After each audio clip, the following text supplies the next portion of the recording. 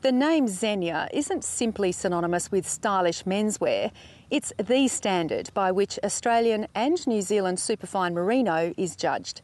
Each year at this time, the best fleeces battle it out for the Zegna Awards. While in Melbourne, Count Paolo Zegna spoke to Landline's Tim Lee about the challenges and opportunities for high-end wool producers. In Italy, we have, for example, we used to have an extremely prosperous textile production, which has suffered since China has come into the picture. A lot of production has disappeared. Even in Biella region, a lot of production has gone away. And I think that not for the big brands like us, which have found their own way to prosper and develop and get stronger in new markets, but for the small actors, to put strengths together, to create the team, to find a better economy of scale, to find more resources or more ideas to get out of difficult times is maybe something that people, certainly in Italy, very individualistic, but maybe in here as well, is something to keep in mind to find new strength to survive and prosper. And do you think that's happening? I hope so. Sometimes, you know, it is necessary. When tough times are coming, maybe something which has never been in the habits of people can turn them thinking in a different way. And, you know, when the single element cannot survive or succeed, maybe the team can do it. It's a very tough climate, though, for growers here in Australia. There's less growers now producing that really ultra-fine wool.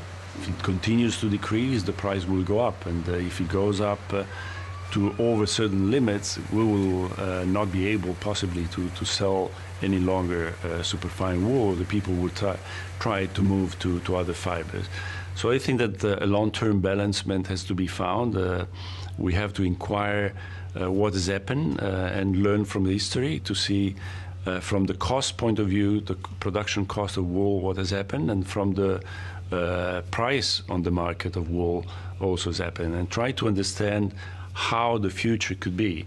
Growers are expecting to have a brighter future.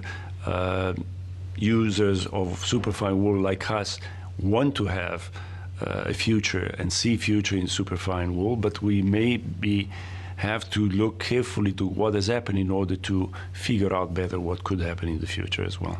So will you be looking for the broader micron wool to make up that shortfall?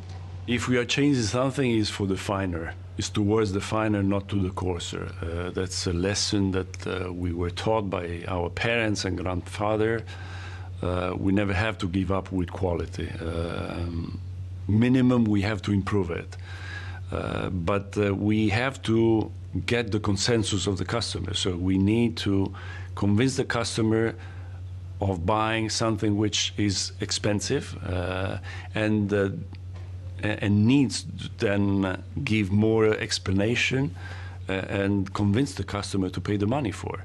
So it's a long journey, it's a long work that from the growers to the transformers to the retailers to the promoters has to go into the same direction in order to keep a high value of wool.